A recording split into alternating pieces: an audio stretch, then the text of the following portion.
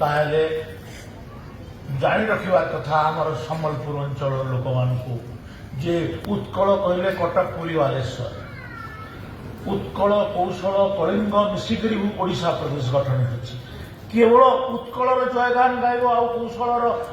कलिंगर कौन जयगान हम गोटे मानसिकता आमको तुम्हें शोषण करुच आमर आमर अर्थ आमर खଣି आमर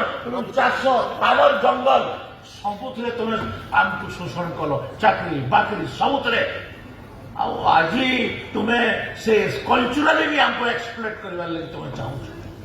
एटा की कथा आम ओडिशा प्रदेश रे मिसिथिलु ओडिशा प्रदेश रे मिसिबा पई आंदोलन रे भी शामिल होतिलु किंतु ओडिशा रे मिसिकरी हमर सबुठु बड़ भूल है आम ओडिशा प्रदेश रे मिसिलु हमर गोटे ऐतिहासिक भूल ऐतिहासिक भूल को आम बारंबार कहूँ तो आज